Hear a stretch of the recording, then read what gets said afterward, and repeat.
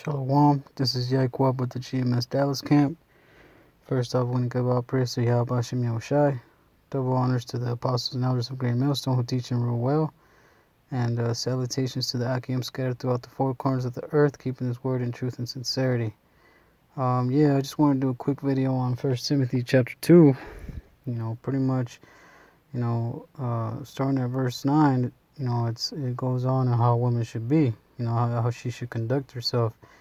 You know what I'm saying, and what she should be doing, concerning this word, because you got a lot of women out there who have it in their mind that they can do whatever the hell they want when it comes to, talking to men however they want, conducting themselves a certain way, how they dress, their overall mentality, how a woman should be, and it's all thanks to the so-called white man. Esau having that influence on these women, making them believe that they can be equal to a man, maybe even greater. When the scriptures tell you, man, that the woman was made, the man was made first, and then the woman, and through the woman came sin. I'm gonna start off with reading 1 Timothy chapter 2. 1 Timothy 2. It's like it. 1 Timothy chapter 2 verse 8. I will therefore that men pray everywhere, lifting up holy hands without wrath and doubting. Right?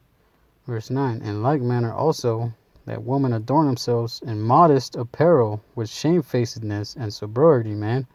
So a woman's supposed to be covered up.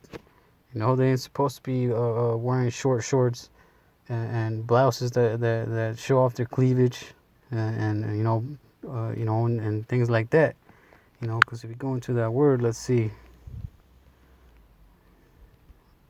in modest, right, goes meals, were arranged, seemingly modest, right? Let's see,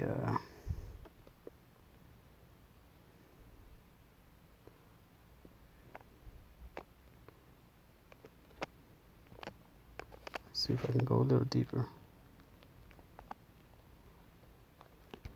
Okay. Yeah, but that word modest pretty much means to be let's see, unassuming or moderate in the estimation of one's abilities or achievements, of an amount, rate, of level, or something relatively moderate, limited, or small. Okay, here we go. Look, if you look at the synonyms: self-effacing, self-deprecating, humble, unpretentious, unassuming, unpresuming, unostentatious, unshowy, unflashy, bashful, shy, bashful, self-conscious, diffident, reserved, reticent, coy. Which is how these women in their right order should be. They should be shy and unflashy. You know what I'm saying? With the way they, you got all these women, every woman you see out here in America, man, they go around, walking around, wearing whatever the hell they want to wear, wearing revealing clothes, with them, got their man right next to them, man, so you got all these other guys looking at her, Let's see, start over in verse 9. In like manner also that women adorn themselves in modest apparel with shamefacedness and sobriety, not with broidered hair or gold or pearls or costly array, but which becometh women professing godliness with good works. Right? Let the woman learn in silence with all subjection, man. So when we out there preaching his word, man, the woman shouldn't even be up there trying to talk down to us about these scriptures, man. They need to shut the hell up and listen to what we gotta say, because we the man. They just a woman, That's why when another guy, a lot of guys come up here with a woman, man, with their brothers be lashing out at them, telling them that we ain't talking to you, we talking to him, and the woman's supposed to learn from her man. That's how the right order of things should be. Verse 12, but I suffer not a woman to teach, nor to usurp authority over the man, but to be in silence, man. Yeah, man, these women ain't supposed to be out there teaching, man. They ain't supposed to be, you got women preachers in the churches and shit like that, teaching your kids bullshit. They don't know nothing. That's why it says, but I suffer not a woman to teach, nor to usurp authority. See that word, usurp authority. Authentio. One who with his own hand kills another or himself. One who acts on his own authority, autocratic, an absolute master to govern, exercise dominion over one. Yeah, man, this is what this woman do, man. One who acts on his own authority. You know what I'm saying? They go around acting however they want, however they feel like to what they think is right. Verse 13. Well, it says, but to be in silence also, Verse 13. For Adam was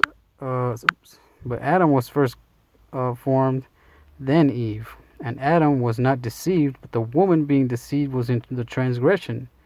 Adam was the one, wasn't the one that was the one that listened to the serpent. It was Eve. And through the woman, Adam transgressed. That's why the scriptures say, through the woman we all die. So something to that effect. Verse 15.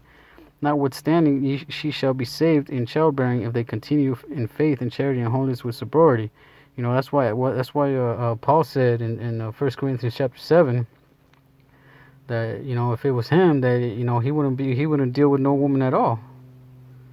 Because these women are a bunch of trouble, man. It cause too much trouble. I'm not saying that you're not supposed to have a woman, but the better option would be not to have one at all. Because it's just a lot of bullshit you got to deal with. But you got brothers with different spirits, willing to deal with them. I myself have a wife. She has a kid, not my kid, but and then I chose to deal with her. You know what I'm saying? But as long as it doesn't get in the way of this truth, man, then you good. That's why in that same chapter in 1 Corinthians chapter 7, it says that if she's willing to dwell with you, then let her dwell. If she's willing to let you do your thing, or even if she doesn't believe, then hey, it's all good. As long as you got to do what you got to do, And with that, I'm going to say shalom. Lord willing, you brothers were edified.